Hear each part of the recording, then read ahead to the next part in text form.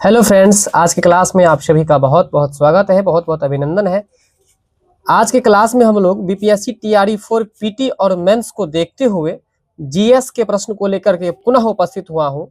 आज के क्लास में हम लोग जो तीसरे प्रैक्टिस सेट की शुरुआत किए थे, उस तीसरे प्रैक्टिस सेट के 33 नंबर प्रश्न से हम लोग आज शुरुआत करेंगे, क्योंकि लेक्चर पहला जो हुआ था उसमें हम लोग 31 और 32 नंबर के प्रश्न को देख चुके थे। आज के क्लास में हम लोग जो प्रश्नों की शुरुआत करेंगे वह 33 नंबर प्रश्न से करेंगे।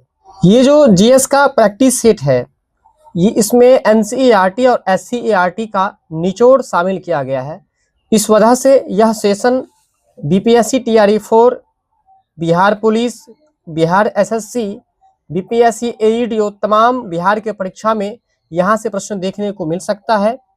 इसलिए किसी भी कंपटीशन एग्जाम में आप इस वीडियो को देख सकते हैं और इस वीडियो से तमाम तरीकों का लाभ उठा सकते हैं।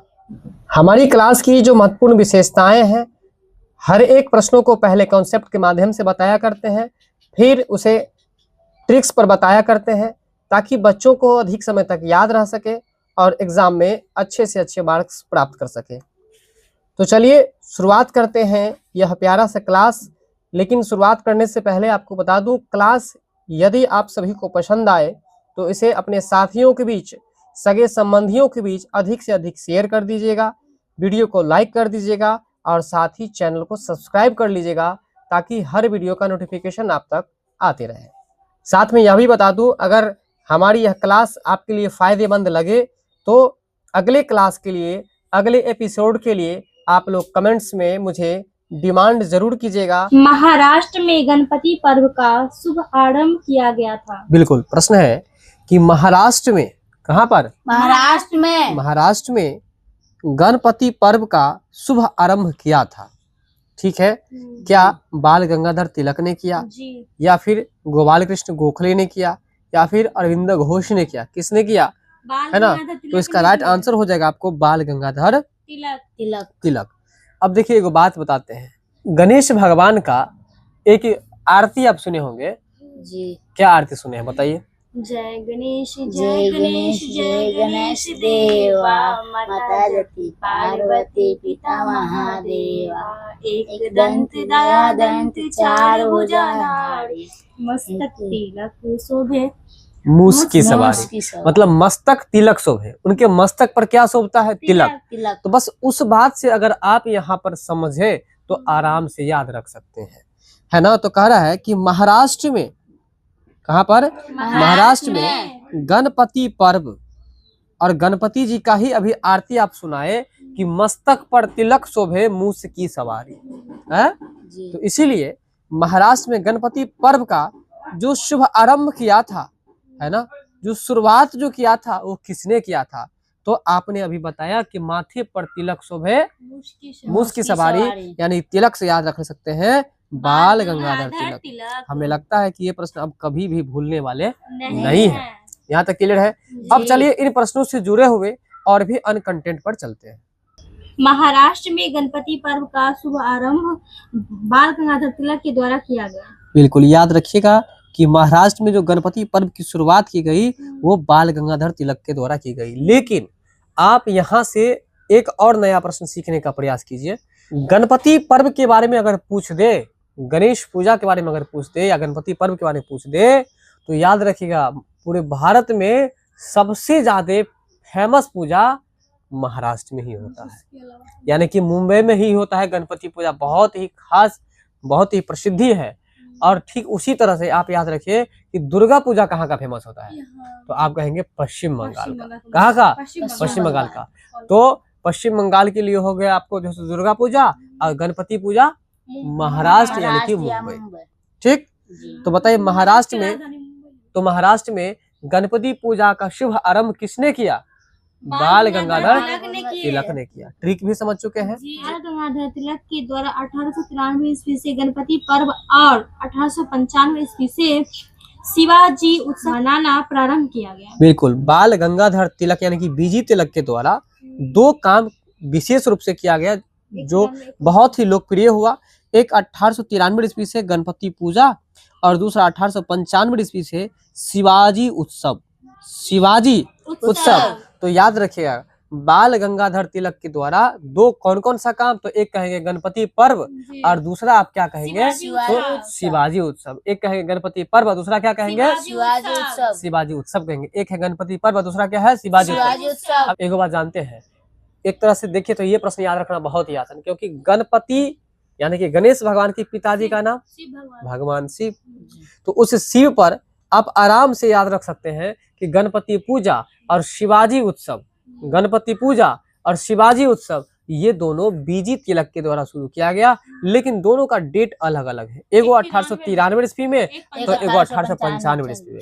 उसमें याद रखिएगा कि गणपति पर्व और शिवाजी उत्सव, इस दोनों में अब कंफ्यूजन होगा, लेकिन हम वो भी कंफ्यूजन नहीं रहने देंगे, क्योंकि आपको पता है कि सभी देवताओं में सर्वप्रथम किनकी पूजा होती है। तो एक बात बताइए, जब डेट आपको पता चल गया कि 1893 और 1895, तो आप बता दीजिए पहले 1893 या पहले 1895? पहले 1893। तो पहले गणेश भगवान का पूजा, इसलिए गणपति पर्व पहले शुरू हुआ और 2 साल के बाद आपको शिवाजी उत्सव शुरू होता है। तो बताइए गणपति पर्व की शुरुआत बाल गंगाधर तिलक कब किए, 1893 ईस्वी में, और वहीं शिवाजी उत्सव के बारे में पूछेंगे कि उनकी शुरुआत कब की है, तो 1895 ईस्वी में। कोई दिक्कत है? कोई दिक्कत नहीं है, आगे चलिए। गणेश उत्सव महाराष्ट्र का मुख्य पर्व। ये बात तो हम आपको पहले ही बता दिए कि अगर बात करें कि पूरे ऑल इंडिया में गणेश उत्सव यानी कि गणपति पूजा किस राज्य का फेमस है, तो महाराष्ट्र का। वही बात तो यहाँ पर कह रहा है कि गणेश उत्सव जो है महाराष्ट्र का एक मेन फेस्टिवल है, एक मुख्य पर्व के रूप में माना जाता है महाराष्ट्र का गणेश पूजा, याद रखिएगा। ठीक है, आगे चलिए। बाल गंगाधर तिलक ने गणेश उत्सव और शिवाजी उत्सव के द्वारा राष्ट्रवाद को सांस्कृतिक जागरण के द्वारा बढ़ाने का प्रयास किया। बिल्कुल, कह रहे हैं कि बाल गंगाधर तिलक ने गणेश उत्सव 1893 में, वहीं शिवाजी उत्सव जो है आपको 1895 ईस्वी में प्रारंभ किए, है ना। तो कह रहे हैं कि ये जो आपको गणेश उत्सव और शिवाजी उत्सव मनाना प्रारंभ किए, तो ये मनाने से उनको लाभ देखने को कहाँ पर मिला, तो देखिए शिवाजी उत्सव और गणेश उत्सव के द्वारा राष्ट्रवाद को सांस्कृतिक जागरण के द्वारा बढ़ाने का प्रयास किया। मतलब एक तरह से समझिए राष्ट्रवाद क्या है, तो याद रखिएगा 10वीं क्लास में इतिहास का सबसे पहला क्वेश्चन कि राष्ट्रवाद क्या है, और सबसे पहला लेसन यूरोप में राष्ट्रवाद। तो राष्ट्रवाद याद रखिएगा एक विचारधारा है, राष्ट्रवाद जो है एक विचारधारा है ना, जिसके माध्यम से व्यक्ति अपने देश के प्रति, देश को आगे बढ़ाने के प्रति सोचने और विचारने का काम करता है। सोचिए कि राष्ट्रवाद कैसी विचारधारा है, तो एक पॉजिटिव विचारधारा है, और इस विचारधारा में राष्ट्र के लोग अपने राष्ट्र के हित में सोचने का काम करता है ना।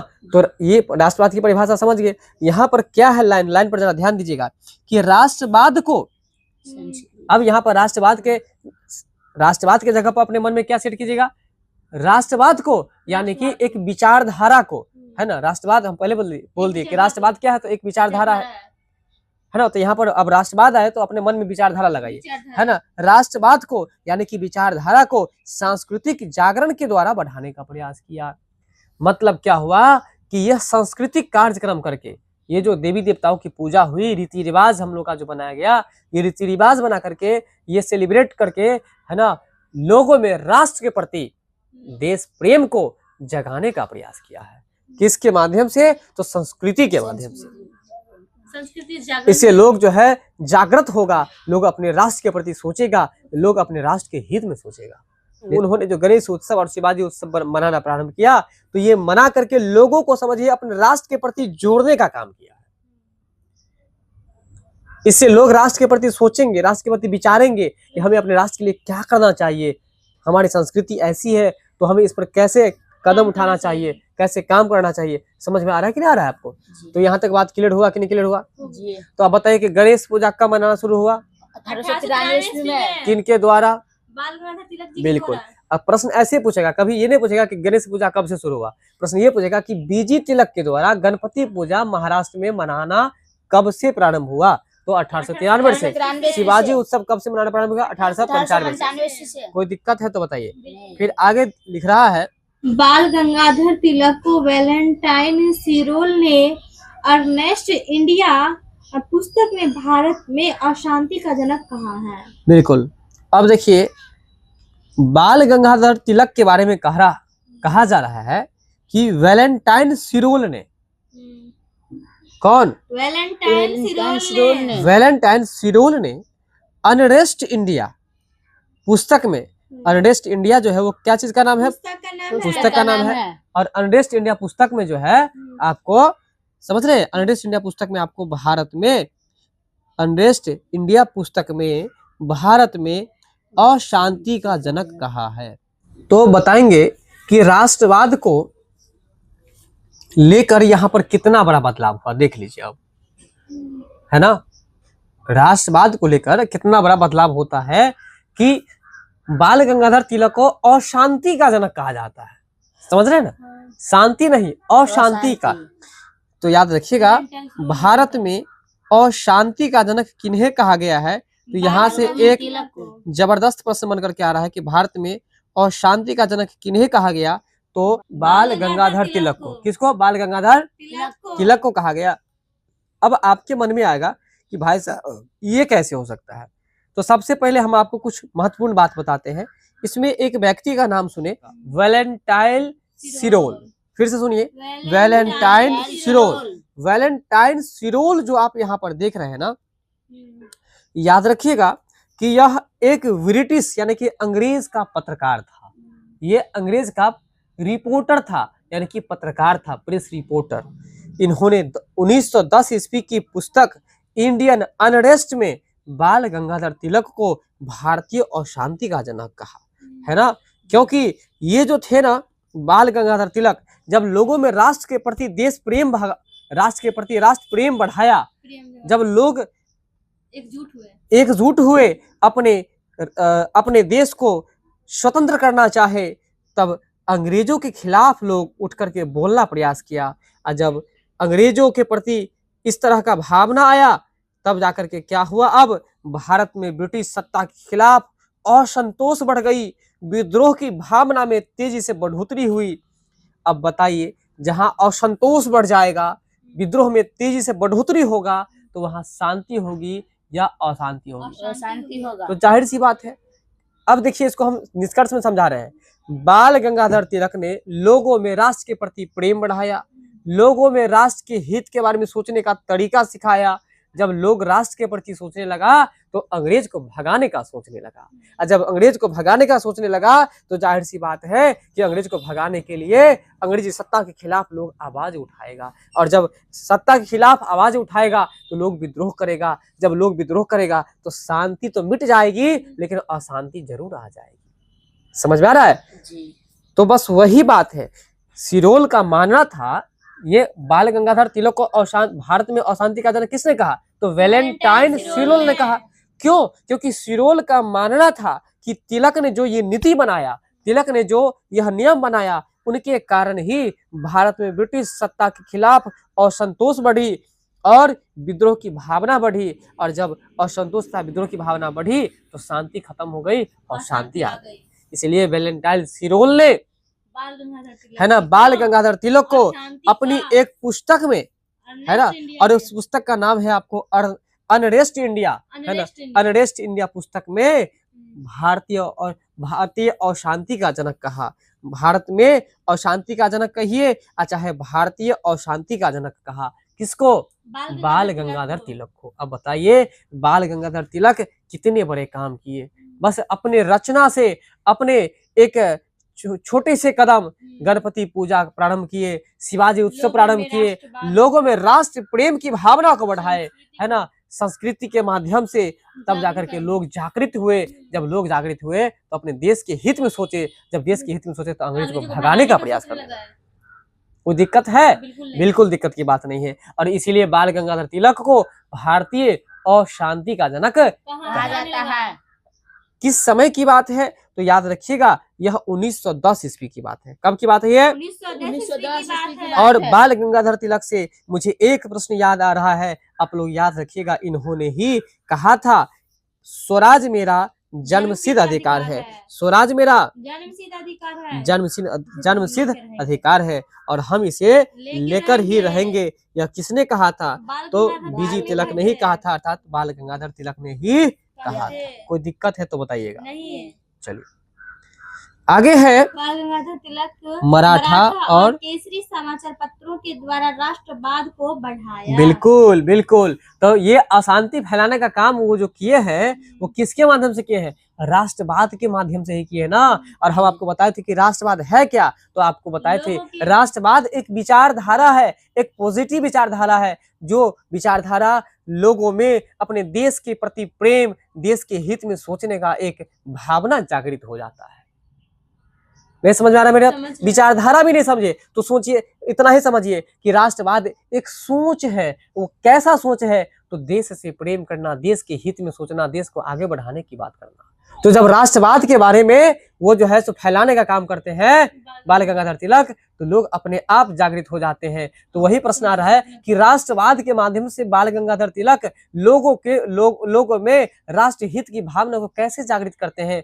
तो उन्होंने 2 समाचार पत्रों का सहारा लिया था। एक का नाम था मराठा समाचार पत्र, तो दूसरे का नाम था केसरी समाचार पत्र। एक का नाम था मराठा समाचार पत्र, तो दूसरा का नाम था केसरी समाचार पत्र। समझ में आ रहा है मेरी बात? तो बस इतना समझिए कि बाल गंगाधर तिलक जो है ना, राष्ट्रवादी विचारधारा को फैलाने के लिए एकदम खूब बढ़िया से मुरेठा बांधते हैं, और मुरेठा बांध करके क्या करते हैं? तो लोगों तक जो है इस बात को पहुंचाते हैं। ठीक है, नहीं भी याद रहे तो रट ही लीजिए कि मराठा समाचार पत्र और केसरी समाचार पत्र के माध्यम से उन्होंने राष्ट्रवाद की भावना को फैलाने का काम किया। कौन? बाल गंगाधर तिलक। कौन? बाल गंगाधर तिलक, है ना, बाल गंगाधर तिलक।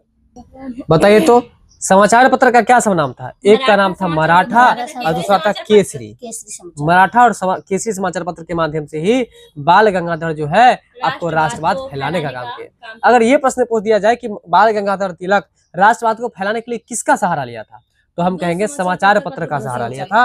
और वो समाचार पत्र कौन कौन सा था? एक था नाम दूसरा का नाम था केसरी समाचार पत्र। क्लियर? आगे है बाल गंगाधर तिलक भारत के अखिल भारतीय स्तर के प्रथम नेता हैं। बाल गंगाधर तिलक जो है, बाल गंगाधर तिलक ये भारत के अखिल भारतीय स्तर के प्रथम नेता हैं। भारत के अखिल भारतीय स्तर के प्रथम नेता हैं।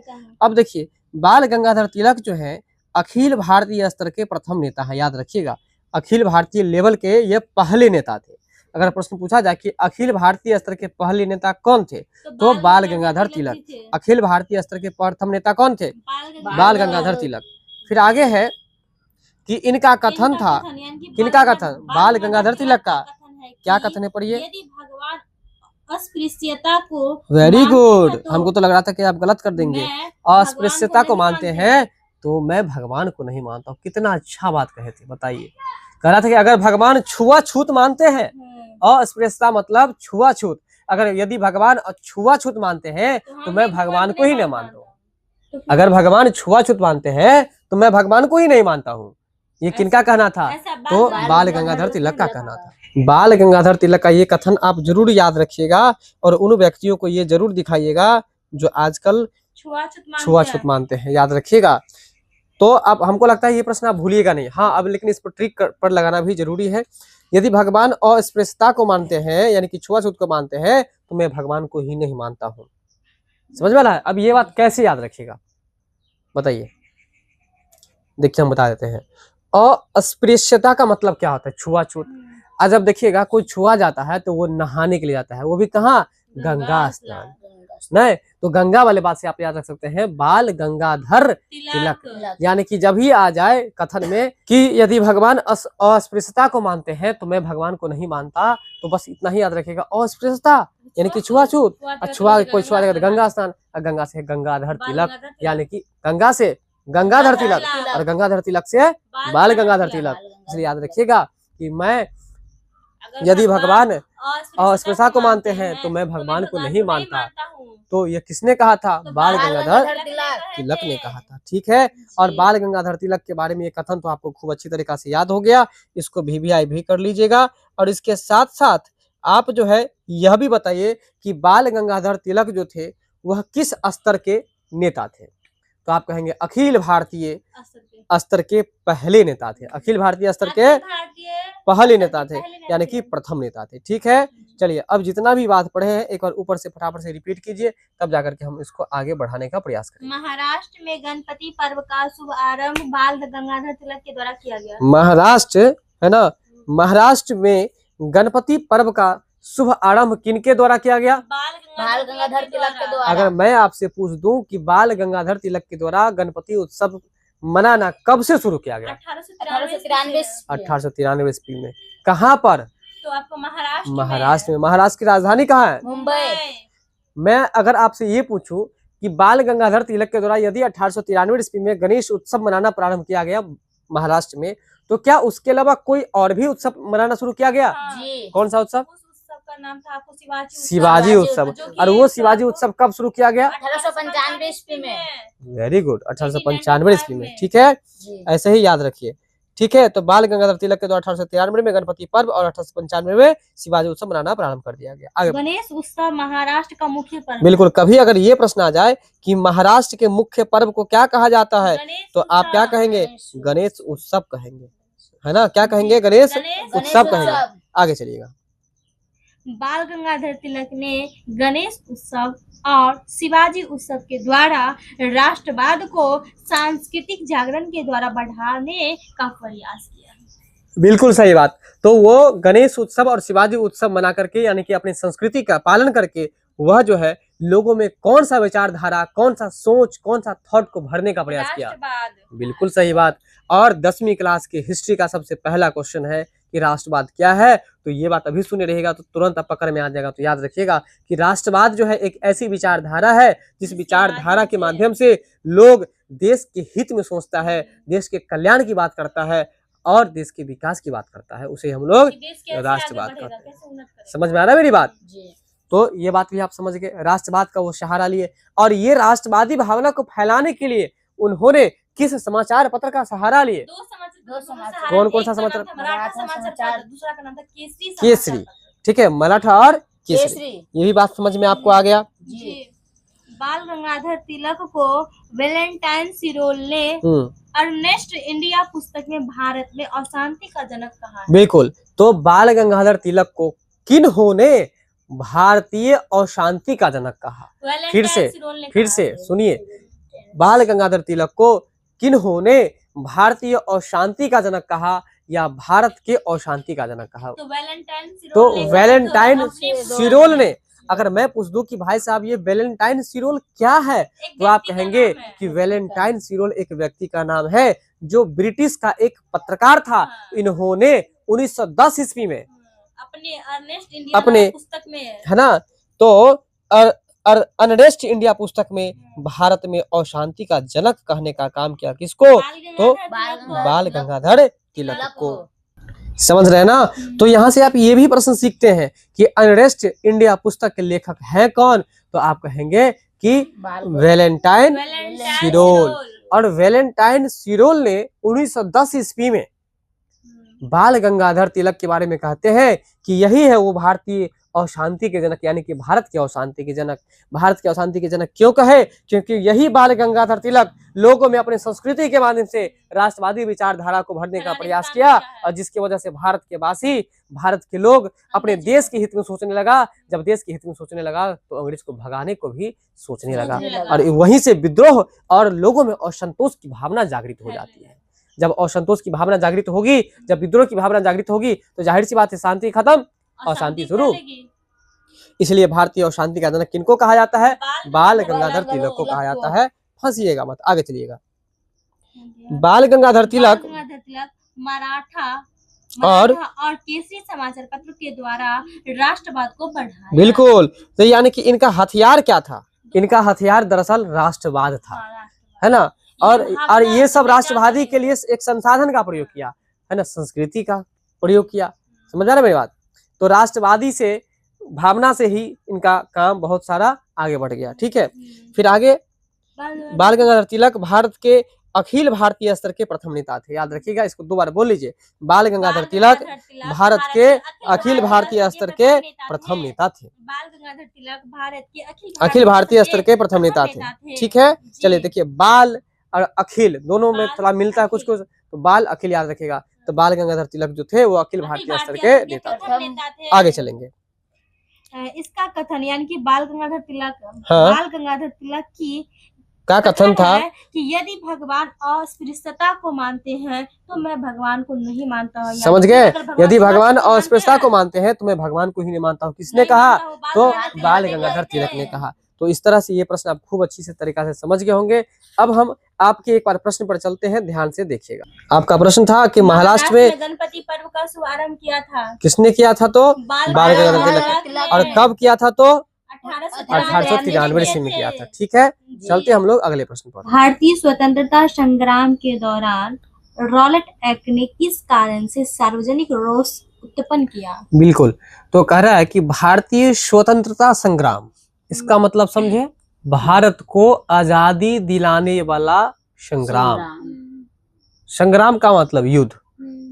जो युद्ध भारत को आजाद करने के लिए किया गया उसे ही कहा गया भारतीय स्वतंत्रता संग्राम। ये बात क्लियर हुआ जी। आइए प्रश्न पर। भारतीय स्वतंत्रता संग्राम के दौरान रॉलेट एक्ट, जिसे काला कानून कहा गया था, याद है ना, 10वीं क्लास में पढ़े थे। रॉलेट एक्ट ने किस कारण से सार्वजनिक रोष उत्पन्न किया? सार्वजनिक रोष उत्पन्न किया। ठीक है, तो इसका जो राइट आंसर हो जाएगा आपको, इसने लोगों को बिना मुकदमा चलाए जेल भेजने के लिए अधिकृत किया। बिल्कुल सही बात है, हम तो पहले बता दिए। रॉलेट एक्ट को काला कानून कहा जाता है नहीं, और बिना किसी अपराध किए ही आप सड़क पर खड़े हैं, होटल में खड़े हैं, या किसी भी परिस्थिति में आप अगर अंग्रेज सरकार को मिल गए, तो इस तरह का माहौल क्रिएट कर दिया था अंग्रेज भारतीयों के लिए कि चाहे वो जिस परिस्थिति में मिले उसको पकड़ के गिरफ्तार करके जेल में ठूस देना है। ये नियम केवल और केवल भारतीयों के लिए था।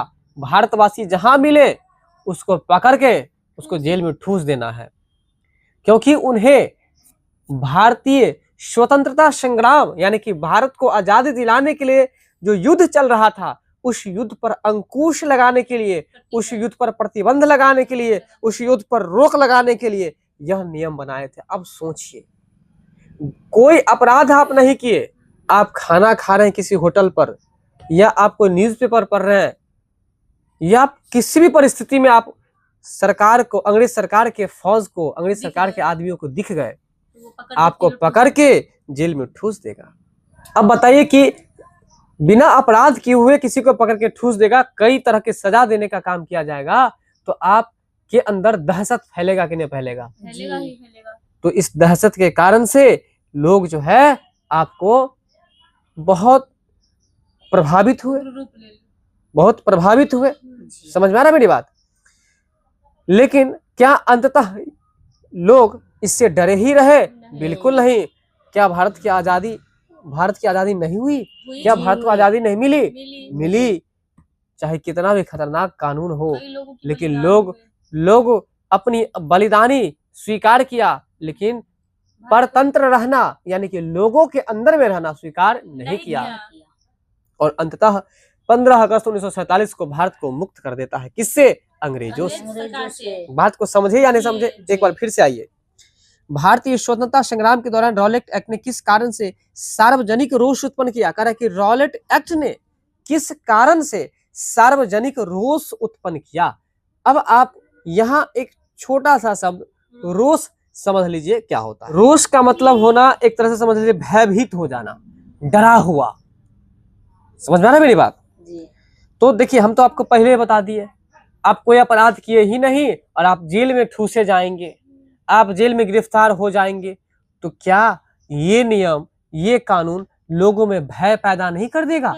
तो वही बात है, कह रहा है कि भारतीय स्वतंत्रता संग्राम के दौरान रॉलेट एक्ट ने किस कारण से सार्वजनिक रोष उत्पन्न कर दिया, मतलब सभी जगह पर सभी के लिए एक भय उत्पन्न कर दिया। तो किस कारण से? तो कारण यही है कि इसमें लोग अगर कोई भी अपराध नहीं किया फिर भी जेल में बंद हो जाएंगे, यानी कि इसने लोगों को बिना मुकदमा चलाए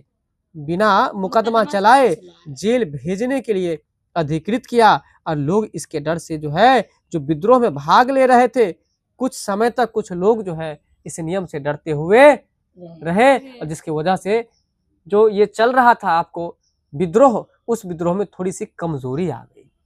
नहीं समझ रहे मेरी बात? जी। चलिए रॉलेट एक्ट से जुड़ा हुआ और भी कुछ महत्वपूर्ण बातों को हम बताते हैं, आगे ध्यान से देखिएगा, पढ़ेंगे जरा पॉइंट। भारतीय स्वतंत्रता संग्राम के दौरान रॉलेट एक्ट ने लोगों को बिना मुकदमा चलाए जेल भेजने के लिए अधिकृत किया।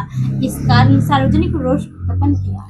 बिल्कुल, तो सार्वजनिक रोष उत्पन्न किया मतलब सभी के लिए एक भय पैदा कर दिया। तो भय पैदा करने का कारण क्या हुआ?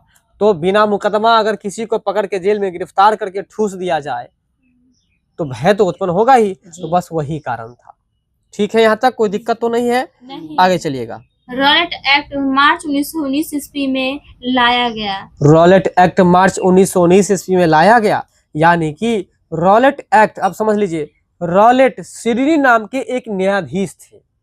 रॉलेट सिडनी नाम के, और ये जितनी भी बात बता रहे हैं ये सारा बात आपके 10वीं क्लास में रखा हुआ है, सारा line by line. Rowlatt Sydney नाम के एक जज थे जिसे न्यायाधीश भी कहा जाता है। वो न्यायाधीश ही ये नियम बनाए हुए थे। कौन सा नियम? रॉलेट एक्ट, यानी कि रॉलेट अधिनियम। याद रखिएगा, यह नियम आपको मार्च 1919 ईस्वी में लाया गया। अब सोचिए कि बिना किसी मुकदमा दायर किए ही, बिना किसी तरह के अपराध किए ही अगर किसी को जेल में ठूस दिया जाता था, जेल में बंद कर दिया जाता था, तो उसको मारने के प्रति ये भावना लाया था ना। तो मारने से क्या रख सकते हैं? मार्च। यानी कि रॉलेट एक्ट कब लाया गया? तो आप याद रखिएगा, मार्च 1919 में। शायद हमें लगता है कि अब आप लोग इस चीज को नहीं भूलेंगे। अब इस लाइन को हम पूरा पढ़ते हैं, ध्यान से समझिएगा। रॉलेट एक्ट मार्च 1919 में लाया गया, जिसके द्वारा स्वतंत्रता का हनन हो रहा था। स्वतंत्रता का हनन हो रहा था, हमने पहले बता दिया। जब बिना मुकदमा का अगर किसी को पकड़ के जेल में सजा दीजिएगा तो लोग सड़क पर उतरना ही बंद कर देंगे। लोग विद्रोह क्यों करेंगे? जब उसे बिना किसी अपराध का ही जेल में बंद होना पड़ रहा है, तो लोग जो है सड़क पर विद्रोह करने के लिए क्यों उतरेंगे? अरे लोग कहेंगे ना कि जान बचे तो लाख उपाय। लोग जान बचाने का प्रयास करेंगे, और वही जान बचाने के प्रयास में लोग विद्रोह में भाग लेना भी कम कर दिया। समझ में आ रहा है मेरी बात? तो अब सोचिए, जब लोग विद्रोह में भाग लेना कम कर दिया तो इससे भारत की आजादी मिल जाएगी या फिर परतंत्र ही रहना पड़ेगा? तो आप कहेंगे कि ये परतंत्र ही रहना पड़ेगा, यानी कि दूसरे के अंदर में ही रहना पड़ेगा। अब देखिए, जब दूसरे के अंदर में रहना पड़ेगा तो आपकी स्वतंत्रता का हनन हो जाएगा ना। हनन का मतलब कमी हो जाना। आपको जो है तो स्वतंत्रता फिर नहीं मिल पाएगी ना। बात समझ में आया कि नहीं समझ में आया? तो वही बात कर रहा है। जरा लाइन को पूरा बढ़िया से देखिएगा कि रॉलेट एक्ट मार्च 1919 में लाया गया, ये बात क्लियर है। दूसरी बात, इसके द्वारा स्वतंत्रता यानी कि आजादी का हनन हो रहा था। आजादी का हनन हो रहा। तो ये कॉन्सेप्ट क्लियर हुआ कि नहीं? जब रॉलेट एक्ट नियम इतना खतरनाक है कि बिना अपराध का जेल में सजा मिलता था भारतीयों को, तो लोग विद्रोह में क्यों जाएगा? लोग भारत को आजादी दिलाने के लिए अपना जान क्यों देगा? तो जब जान न जाए, इसके डर से लोग जब विद्रोह में ही नहीं जाएगा तो लोगों का स्वतंत्रता हनन ही होगा ना। तो बस वही बात है। अभी भी कॉन्सेप्ट समझ में आया कि नहीं? यहाँ पर स्वतंत्रता का क्या हो रहा था? हनन हो रहा था। ठीक है, हनन जो एक शब्द आप देख रहे हैं उसका मतलब होता है नष्ट करना, विनाश करना या क्षति पहुंचाना। तो वही हो रहा था। जब रॉलेट एक्ट नियम के डर से लोग विद्रोह करने नहीं उतरेंगे तो उसकी स्वतंत्रता की जो चाह थी वो क्या हो रहा था? हनन हो रहा था, यानी कि नष्ट हो रहा था ना। बात यहाँ तक पूरा बढ़िया से क्लियर है। अगर आपसे पूछ दूं कि रॉलेट एक्ट कब लाया गया, मार्च 1919। ट्रिक पर कैसे याद रखेंगे? तो आप सोचेंगे कि देखिए रॉलेट एक्ट में लोगों को मारने का उपाय सोच लिया था, तो मार्च याद रख लीजिएगा, और इसके बाद 1919 आपको याद होगा ही होगा। इसे ही आपको काला कानून भी कहा गया। समझ में आ रहा है मेरी बात? रॉलेट सिडनी नाम के एक जज ने इस नियम को बनाया था, याद रखिएगा। रॉलेट सिटी नाम के एक जज ने इस नियम को बनाया का था। नाम। ठीक है, आगे चलिएगा। रॉलेट एक्ट का वास्तविक नाम अराजक अराजक और क्रांतिकारी अधिनियम 1919 था। मतलब रॉलेट एक्ट का अगर रियल नेम कहा जाए तो अराजक और क्रांतिकारी अधिनियम 1919 था। अराजक और क्रांतिकारी, इन दोनों वर्डों को समझना आपके लिए बहुत आवश्यक है ताकि ये बात आपको याद रह सके। देखिए, रॉलेट एक्ट के बारे में हमने कई बार आपको चर्चा किया कि रॉलेट एक्ट ऐसा खतरनाक अधिनियम था जिसके तहत लोग बहुत ही ज्यादा भयभीत हो गए थे। अब भयभीत हो गए थे तो उनमें धीरे धीरे मान चले भयभीत होकर के घर के ही अंदर कितना देर बंद रहेगा, उसे खाने के लिए, एक दूसरे से मिलने के लिए, एक दूसरे से किसी तरह की जरूरत पूरा करने के लिए इधर उधर तो करना ही पड़ेगा। अब मान चलिए जब कहीं किसी जरूरत पर आपको निकलना पड़ रहा है, इसके बावजूद भी उसे जेल में बंद कर दिया जा रहा है ना, तो इससे लोगों के अंदर अराजकता की भावना तो आएगी ही, लोग क्रांतिकारी तो बनेंगे ही। अराजकता मतलब होता है अशांति। अराजकता मतलब क्या होता है? अशांति। लोग अब वहां पर शांत रहेंगे कि अशांत हो जाएंगे? जाहिर सी बात है भाई, घर में ही कितना घुस करके रहेंगे, इसलिए लोग अशांत हो जाएंगे और अशांत होने के साथ साथ जब बर्दाश्त नहीं होगा तो सड़क पर उतर आएंगे कि मर जाएंगे, मिट जाएंगे, लेकिन तुम्हारे रॉलेट एक्ट से हम डरेंगे नहीं, अपने भारत को आजादी दिला करके ही रहेंगे। अराजकता मतलब याद रखिएगा अशांति, और क्रांतिकारी एक भावना होता है जो किसी व्यक्तियों के द्वारा बना जाता है। इससे अभी बहुत नजदीक में आप सुने थे, भरतपुर के एक व्यक्ति थे, है ना, भरत भूषण तिवारी, बिल्कुल राइट। तो वो जो है एक क्रांतिकारी की उपाधि उनको दिया गया है। समझ में आ रहा है मेरी बात? तो बात समझ में आ गया होगा आपको कि रॉलेट एक्ट के अगर वास्तविक नाम की बात की जाए तो इसका वास्तविक नाम था अराजक और क्रांतिकारी अधिनियम 1919। अराजक और क्रांतिकारी अधिनियम 1919। अराजक और क्रांतिकारी अधिनियम 1919। बात समझ में आपको आ गया? ये था आपको रॉलेट एक्ट का वास्तविक नाम। आगे चलिएगा।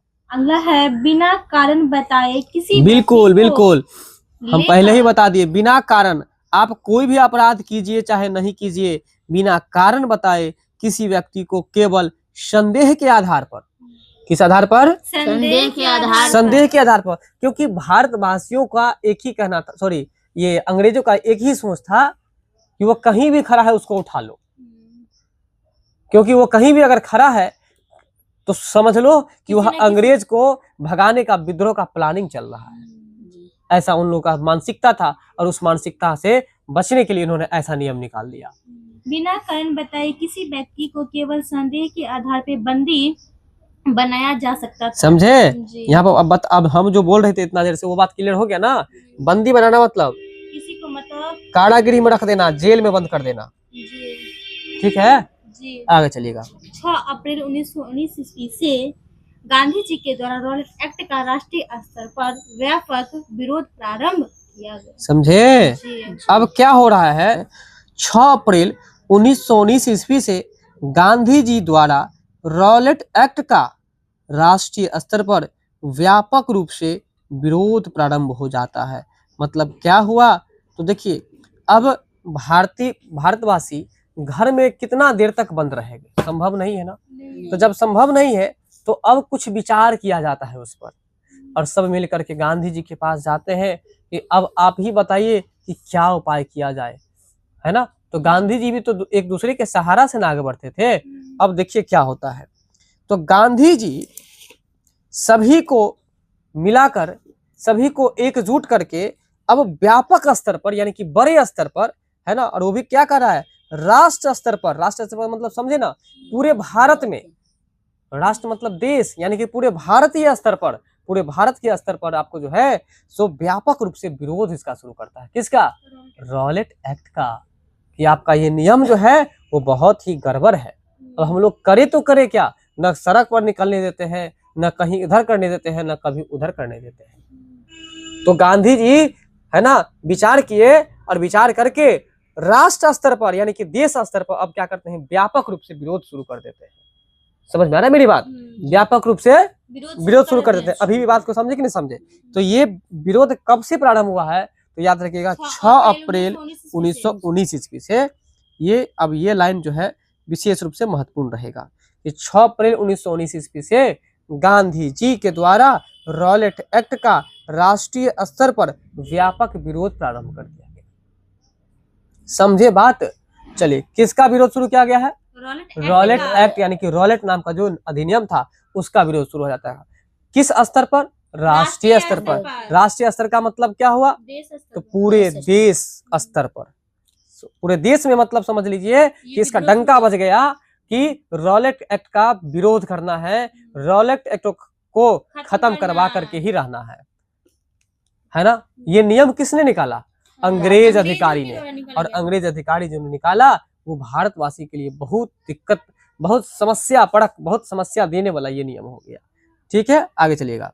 रॉलेट एक्ट के विरोध में गांधी जी के द्वारा चलाया गया अखिल भारतीय स्तर का भारत में प्रथम विरोध था। बिल्कुल, रॉलेट एक्ट के विरुद्ध अब देखिए प्रारंभ कहां से व्यापक स्तर पर शुरू हो जाता है? 6 अप्रैल 1919 से। किनके द्वारा? गांधी जी के द्वारा। अब फिर आगे देखिए कि क्या क्या हो रहा है। तो रॉलेट एक्ट के विरुद्ध गांधी जी द्वारा चलाया गया अखिल भारतीय स्तर का, है ना, अखिल भारतीय स्तर का भारत में पहला विरोध था। समझिएगा, रॉलेट एक्ट के विरुद्ध गांधी जी द्वारा चलाया गया अखिल भारतीय स्तर का भारत में प्रथम विरोध था।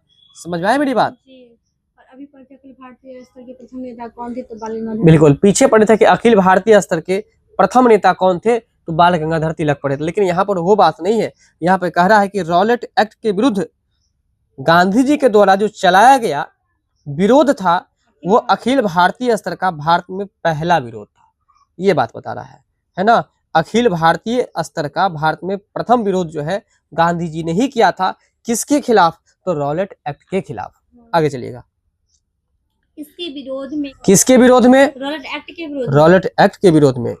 अब यहाँ पर इस पॉइंट को, इसको कट कर दीजिएगा कभी, ठीक है। रॉलेट एक्ट के विरोध में गांधी जी ने बॉम्बे में सत्याग्रह सभा की स्थापना किया। अब देखिए क्या हो रहा है। रॉलेट एक्ट के विरोध में गांधी जी जो थे बॉम्बे में सत्याग्रह सभा की स्थापना करते हैं।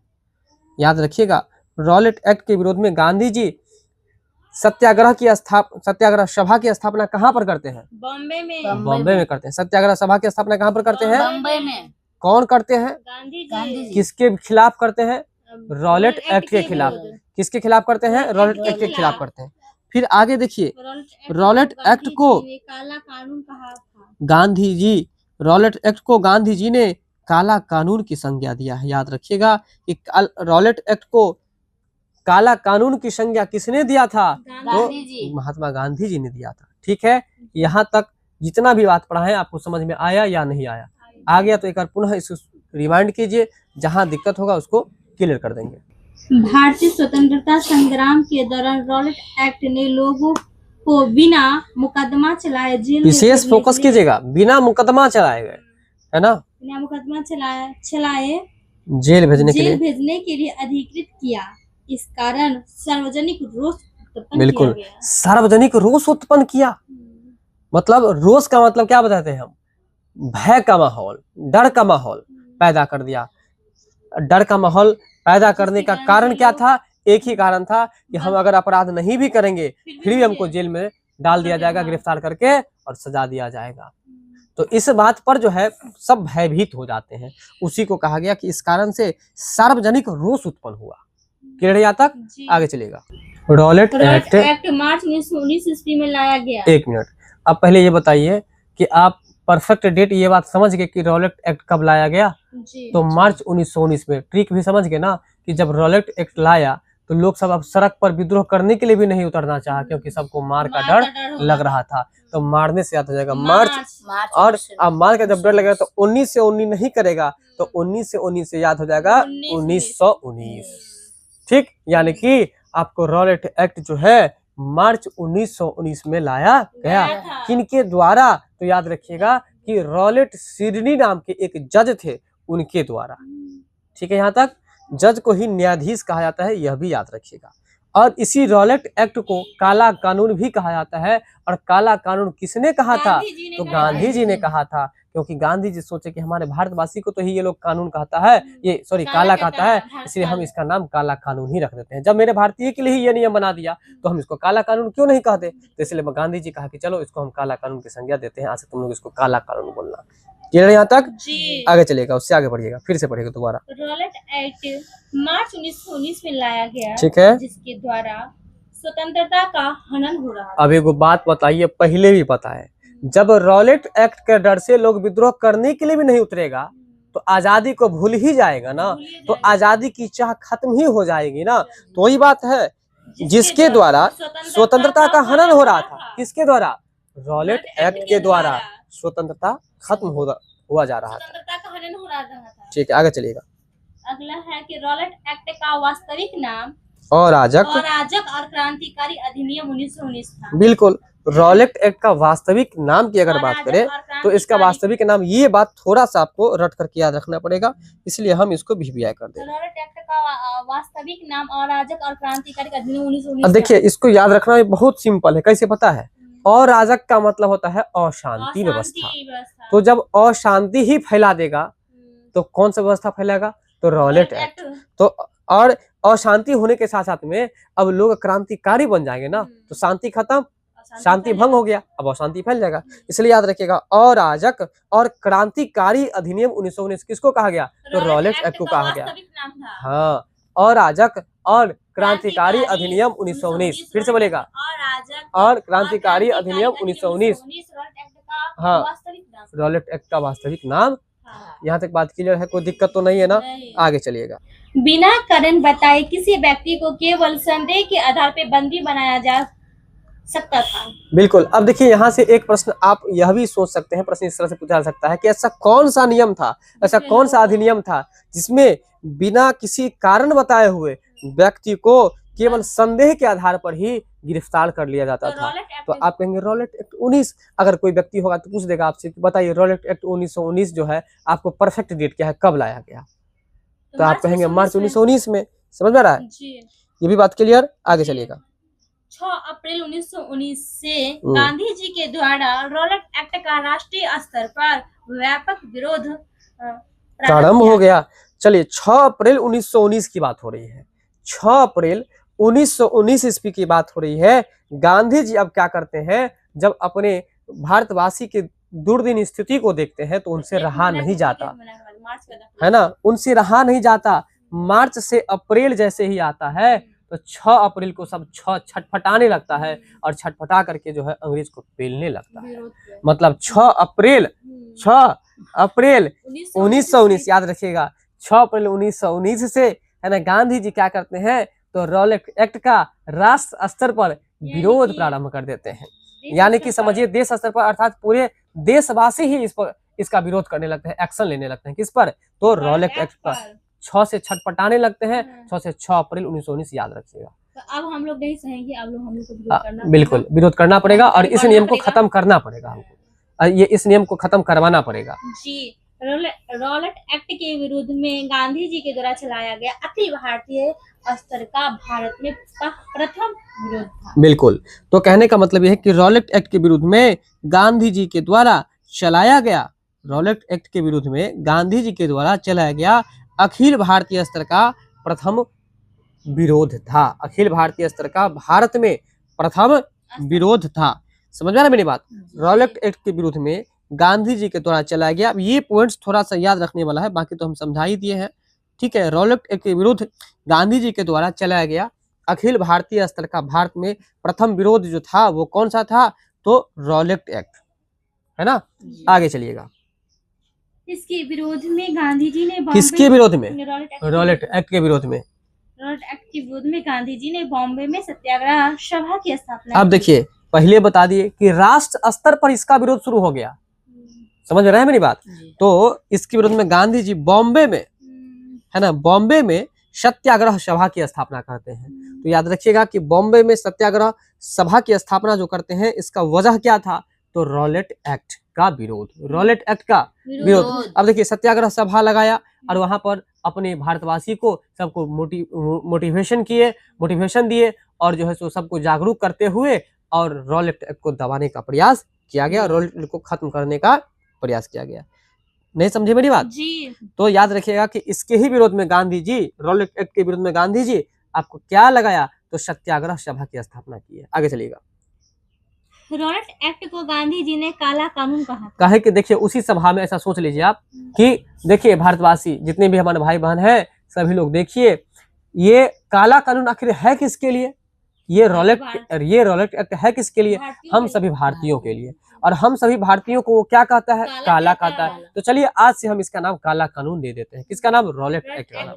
और इसलिए याद रखिएगा महात्मा गांधी के द्वारा ये भी बात महत्वपूर्ण हो जाएगा तब, क्योंकि काला कानून कहा जाता है ये तो पता था, लेकिन काला कानून किसने कहा, ऐसा संज्ञा किसने दिया, ऐसा नाम किसने दिया, तो गांधी जी ने। ये बात आपको पता नहीं था, इसलिए आज से याद रखिएगा कि गांधी जी ने ही रॉलेट एक्ट को काला कानून कहा था। बताइए कि यहाँ तक बात समझ में आया या नहीं आया, जल्दी बताइए। ठीक है, तो उम्मीद है कि यहाँ तक आपको बहुत सारी बात समझ में आई होगी, और जब आपको पसंद भी आया होगा वीडियो तो आप मुझे एक प्यारा सा कमेंट भी जरूर कीजिएगा। तो आपका जो प्रश्न था, भारतीय स्वतंत्रता संग्राम के दौरान रॉलेट एक्ट ने किस कारण से सार्वजनिक रोष उत्पन्न किया। बिल्कुल, तो भारतीय स्वतंत्रता संग्राम के दौरान रॉलेट एक्ट ने किस कारण से सार्वजनिक मतलब सभी जगह सभी को रोष उत्पन्न किया, मतलब भय उत्पन्न किया, है ना। तो ये जो भय उत्पन्न किया, आपको कौन सा पॉइंट ऐसा, तो जो बिना मुकदमा चलाए ही जो जेल भेजने लगा, यही आपको भय उत्पन्न कर दिया। तो इस निम्नलिखित में से कौन एक सुमेलित नहीं है। बिल्कुल, आपको कह रहा है कि नीचे जो ये प्रश्न दिया गया है इसमें कौन सुमेलित नहीं है। सुमेलित नहीं है मतलब क्या हुआ, है ना, मतलब ये हुआ आपको सही मिलान कौन सा नहीं है। जैसे कि प्रार्थना समाज डॉक्टर आत्माराम पांडुरंग, आत्मीय सभा देवेंद्रनाथ टैगोर, भारतीय ब्रह्म समाज केशव चंद्र सेन। तो खासतौर पर पहले इस तीनों में आपको देखना है ना, कि ये सुमिलित है या नहीं है। हो सकता है कि नहीं भी हो सकता है कि इसमें से कोई एक हो जाए। ठीक है, तो इसका जो राइट आंसर हो जाएगा आपको बी, आत्मीय सभा, ये आपको सुमिलित नहीं है। क्योंकि आत्मीय सभा की स्थापना की अगर बात हो तो आत्मीय सभा की स्थापना राजा राम मोहन राय ने किया है, जबकि यहाँ दिया क्या है, तो देवेंद्रनाथ टैगोर दिया गया है, इसलिए ये आपको सुमिलित नहीं है। इसके अलावा आप ध्यान रखिएगा कि प्रार्थना समाज की स्थापना जो है डॉक्टर आत्माराम पांडुरंग किए हैं, वही भारतीय ब्रह्म समाज की स्थापना की अगर बात करें तो केशव चंद्र सेन किए हैं। तो इसलिए ए और सी जो है वो बिल्कुल सही है। लेकिन अगर बात करें आत्मीय सभा की, तो आत्मीय सभा का मिलान देवेंद्रनाथ ठाकुर से सही नहीं है। तो चलिए चलते हैं हम लोग इस प्रश्न से जुड़े हुए अन्य और भी महत्वपूर्ण पॉइंट्स पर। चलिए पहला जो लाइन है जरा उसको पढ़ने का प्रयास करेंगे। आत्मीय सभा देवेंद्रनाथ टैगोर सुमिलित नहीं है। बिल्कुल, तो ये लाइन आपको सुमिलित नहीं है, तो सबसे पहले बी वाला जो लाइन है इसको हम लोग कट कर देंगे, ये आपको पढ़ना ही नहीं है। ठीक है, आगे चलिएगा।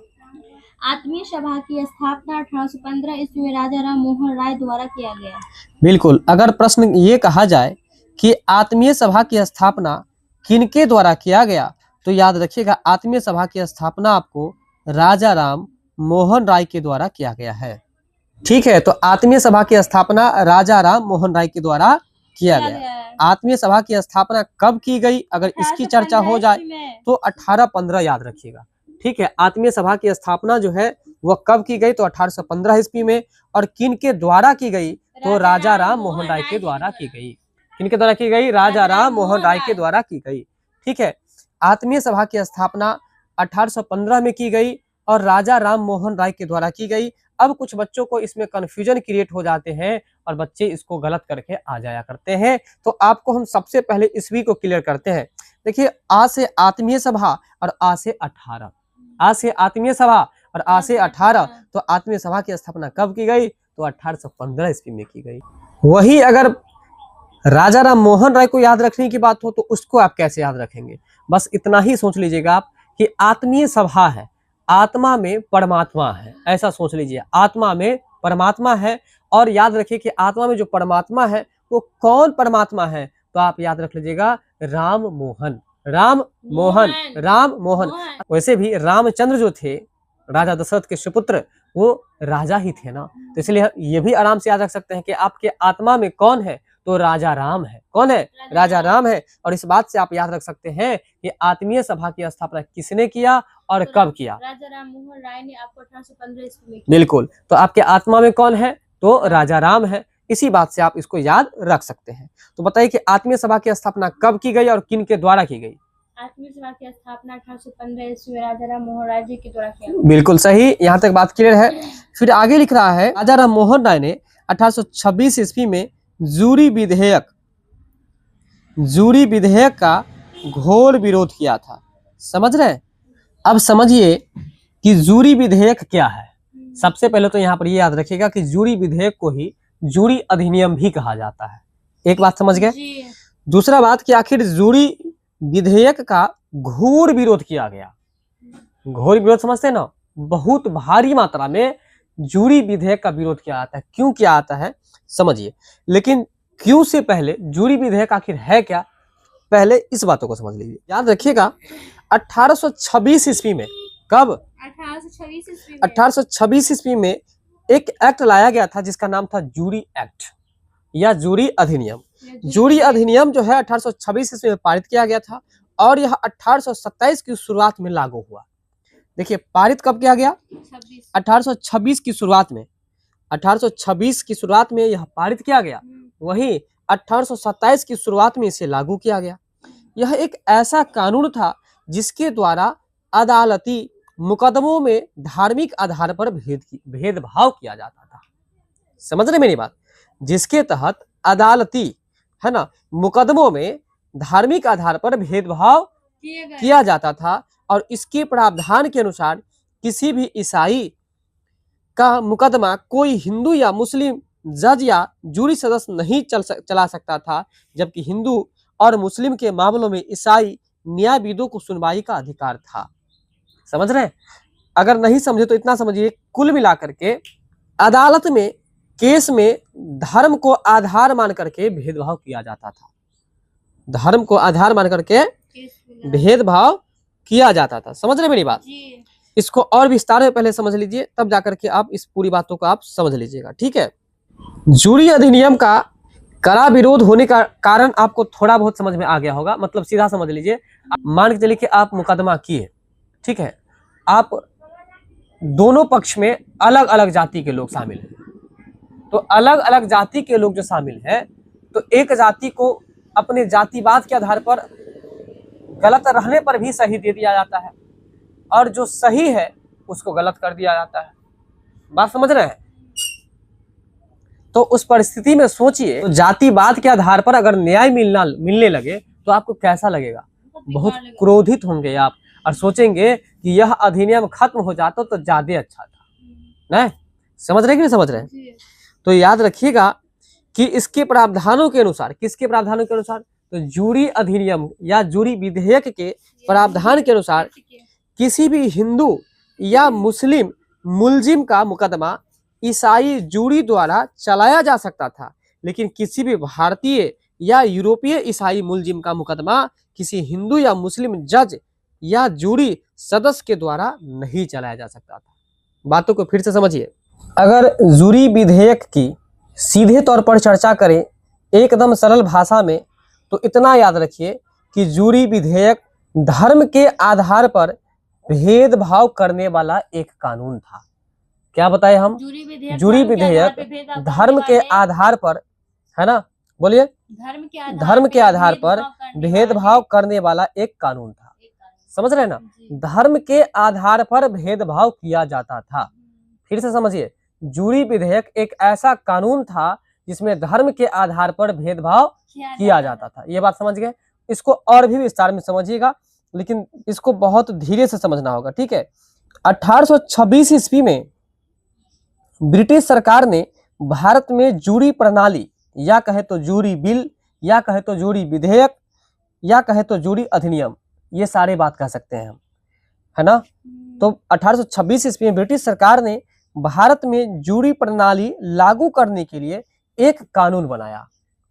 जूरी प्रणाली लागू करने के लिए एक कानून बनाया और उसे ही नाम दिया गया आपको जूरी, विधेयक। बिल्कुल, जूरी बिल कहिए, चाहे जूरी विधेयक कहिए या जूरी अधिनियम कहिए या एक्ट कहिए, जूरी एक्ट भी कह सकते हैं। तो सबसे पहले ये बताइए कि जूरी एक्ट आखिर बनाया कब गया गया? 1826 में, 1826 ईस्वी में। जूरी प्रणाली के तहत किसी मुकदमे का निर्णय केवल न्यायाधीश ही नहीं बल्कि कुछ सामान्य नागरिक भी उसके प्रमाण के आधार पर अपनी राय देकर कर सकते थे। अब यहां से आपका मूल बात शुरू होता है। हम क्या बताएं? जूरी प्रणाली के अंतर्गत किसी भी मुकदमे की सुनवाई किसी भी मुकदमे की सुनवाई आपको जज के अलावा कुछ सामान्य नागरिक भी कर सकते थे। ये बात समझे कि नहीं? जूरी प्रणाली के अंतर्गत किसी भी मुकदमे की सुनवाई जज के अलावा कोई भी सामान्य नागरिक भी कर सकते थे। अब यहाँ पर सोचिए, न्याय देने का काम कौन कर रहा है? जज, और जज के अलावा अन्य पुरुष भी कर सकते हैं। क्लियर? लेकिन ये बात केवल और केवल हिंदू और मुसलमान जाति के लिए ही था। यह न्याय की प्रणाली, जूरी प्रणाली केवल और केवल हिंदू और मुस्लिम के लिए ही था। तो आप कहेंगे क्या था? तो हम कहेंगे आपको, मतलब ये नियम, हम कहेंगे आपको कि जूरी प्रणाली के अंतर्गत आपको हिंदू या मुस्लिम का कोई मुकदमा अगर दायर हो गया, वो कोर्ट में चला गया, तो उस पर सुनवाई न्यायाधीश भी कर सकता है और न्यायाधीश के अलावा अन्य सामान्य नागरिक भी कर सकता है, लेकिन केवल और केवल हिंदू और मुस्लिम धर्म के लिए ही। वहीं अगर ईसाई धर्म के किसी व्यक्ति का मुकदमा है तो उसका निर्णय केवल और केवल ईसाई धर्म के न्यायाधीश ही कर सकते हैं, ना कि कोई दूसरे जाति, दूसरे मजहब, दूसरे धर्म के ना तो न्यायाधीश करेंगे और ना ही सामान्य नागरिक करेंगे। अब सोचिए कि हिंदू और मुस्लिम के लिए अगर ईसाई धर्म के जज है वो भी उसका न्याय कर सकता है, अन्य कोई व्यक्ति है वो भी न्याय दे सकता है। तो न्याय कभी भी मिलता है किसके आधार पर? प्रमाण के आधार पर। लेकिन ईसाई धर्म के अगर कोई मुकदमा कोर्ट में आ गए तो वहां पर जाहिर सी बात है कि अपने ही आदमी के द्वारा किसी गलती को ढूंढने दिया जाए तो क्या वो गलती को ढकने का काम नहीं करेगा? ढकने का काम करेगा।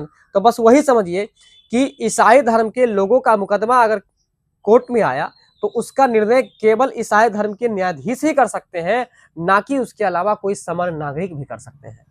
अब यहां से सोचिए कि भारतीयों के मन में वहां द्वेष उत्पन्न होगा या नहीं होगा? भारतीय में बिल्कुल होगा। क्यों होगा? क्योंकि मतलब अगर हमारी न्याय की बात आई तो जज भी कर सकते। हमारी न्याय के जगह पर आप ये लीजिए ना, धर्म का नाम लीजिए, हिंदू और मुस्लिम भाइयों का, अगर हिंदू और मुस्लिम भाइयों का अगर कोई मुकदमा कोर्ट में गया तो वो जज भी कर सकते हैं, हाँ, अन्य व्यक्ति भी कर सकते हैं, अन्य व्यक्ति भी उसका न्याय दे सकते हैं।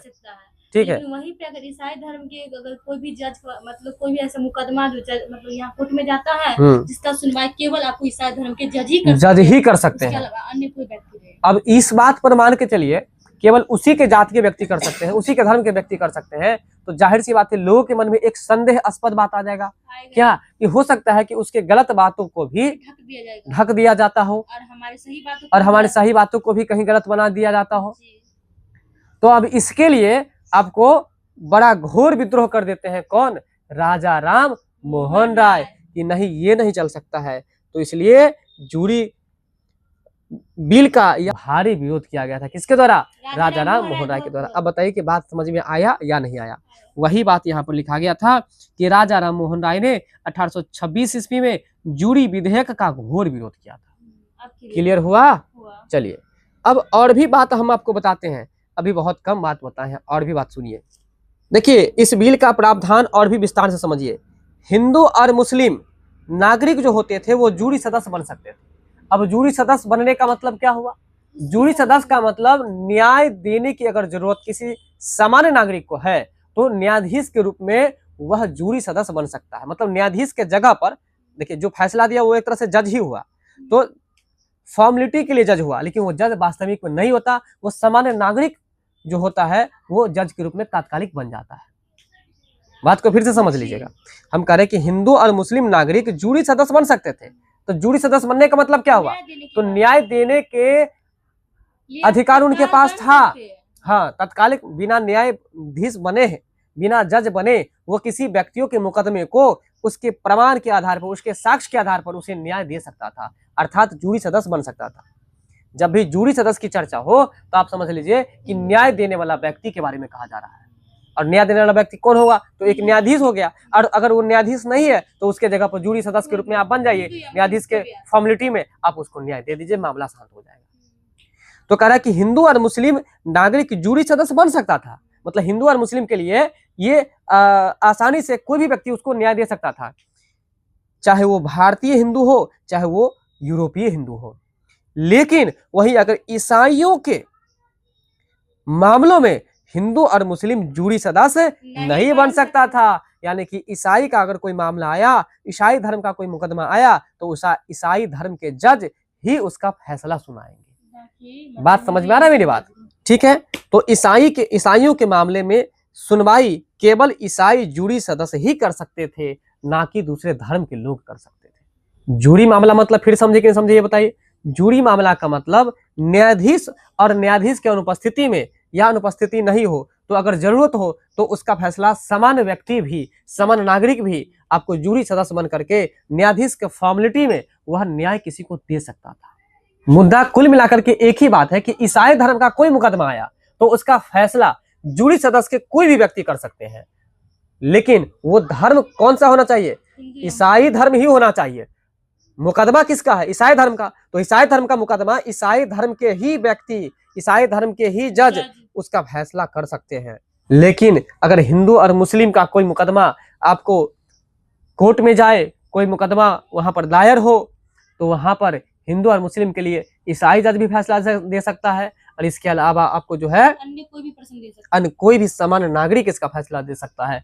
मतलब हिंदू और मुस्लिम के पास कोई भी धर्म का मायने नहीं रखता है, लेकिन ईसाई धर्म के पास बहुत मायने रखता है। ऐसा वो जूरी प्रणाली में सिस्टम बनाया हुआ था। अब ये चीज तो कुछ दिन तक ही बर्दाश्त करेंगे, अधिक दिनों तक बर्दाश्त होने वाला है नहीं। सब छटपटाने लगेगा। छटपटाने लगेगा कब? तो 26 में।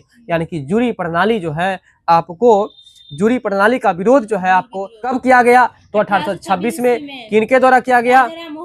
राजा राम मोहन राय के द्वारा। तो पहले ये बताइए कि जूरी प्रणाली के बारे में इतना बात समझे कि नहीं समझे? और बात समझिए। अब जूरी प्रणाली में आखिर समस्याएं क्या थी, ये बात आप समझ चुके हैं, लेकिन और विस्तार में समझिए। हिंदू और मुसलमानों को समान अधिकार नहीं मिले। सही बात है ना। हिंदू और मुसलमान जाति के लिए कोई भी व्यक्ति फैसला करके चला जाएगा, लेकिन ईसाई धर्म के लिए ईसाई ही फैसला करेगा। ईसाई धर्म के जज ही फैसला करेंगे या जूरी सदस्य कोई व्यक्ति फैसला करेंगे। तो बताइए, एक समान अधिकार मिला है? बिल्कुल नहीं मिला। तो धार्मिक भेदभाव किया गया कि नहीं किया गया? जब धार्मिक भेदभाव किया गया, ये बात अभी आप एक्सेप्ट कर रहे हैं, तो इस बात को आप समझ लीजिए कि जब भी प्रश्न ये पूछा जाएगा कि जूरी बिल या जूरी विधेयक किसे कहते हैं, तो आसानी से याद रखिएगा कि धर्म के आधार पर भेदभाव करने वाले कानून को ही हम लोग जूरी बिल कहते हैं। फिर से सुन लीजिए, धर्म के आधार पर भेदभाव करने वाले कानून को ही हम लोग क्या कहते हैं? जूरी बिल कहते हैं, या जूरी विधेयक कहते हैं, या जूरी एक्ट या जूरी अधिनियम कहते हैं। अब इस बातों को आप लंबे समय तक कैसे याद रखेंगे, इसका भी ट्रिक समझ लीजिए। मान के चलिए कि ईसाई धर्म के कोई मुकदमे जा रहे हैं कोर्ट में, ईसाई धर्म के ही व्यक्ति कर दिए।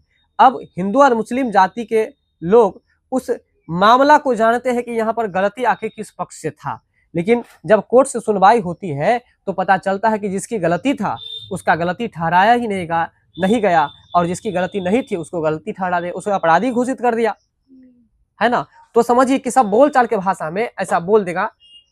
हो सकता है कि उसी के धर्म का लोग था ना, तो सब दोनों तो एक दूसरे से जुड़ा ही हुआ था, तो जुड़े होने के कारण से जो है फैसला गलत मिल गया। नहीं समझे? तो जुड़े से याद हो जाएगा आपको जूरी विधेयक या जूरी बिल या जूरी एक्ट या जूरी अधिनियम। तो अब बताइए, जूरी अधिनियम या जूरी बिल किसे कहते हैं? तो याद आसानी से याद रहेगा ना कि जूरी बिल है ना, धार्मिक आधार पर भेदभाव करके किया जाने वाला एक कानून है। धार्मिक भेदभाव के आधार पर है ना किए जाने वाले एक कानून को ही हम लोग जूरी विधेयक कहते हैं। जूरी एक्ट कब लाया गया, जूरी एक्ट का विरोध कब किया गया, तो 1826 ईस्वी में किया गया, है ना, और वो भी घोर विरोध किया गया।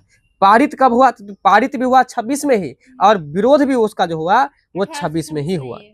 विरोध का कारण पूछेगा तो सीधा सिंपल तो हमें आप याद रखिएगा, न्याय व्यवस्था में धार्मिक भेदभाव, न्याय व्यवस्था में धार्मिक भेदभाव, वही ना है, न्याय देने में धर्म के आधार पर भेदभाव किया कि नहीं किया, तो सीधी सी बात है, न्याय व्यवस्था में धार्मिक भेदभाव। ठीक, यहाँ पर ईसाई को एक स्पेशल अधिकार दिया कि ईसाई का फैसला ईसाई करेगा, लेकिन वहीं पर हिंदू या मुस्लिम को क्या कहा कि तुम्हारा फैसला कोई भी करके चला जाएगा। ठीक है, यहाँ तक।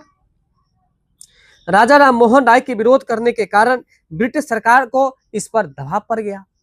अब राजा राम मोहन राय जब इस बात का विरोध किया तो ब्रिटिश सरकार पर दबाव पड़ा, और बाद में जूरी प्रणाली में कुछ सुधार किए गए ताकि धार्मिक भेदभाव कम हो सके। समझे बात? तो ये था राजा राम मोहन राय का मानना था, राजा राम मोहन राय का कहना था, उनका मानना था कि देखिए कानून की नजर में सभी धर्मों के लोग समान होने चाहिए। अब बताइए उनका कहना सही था या गलत था?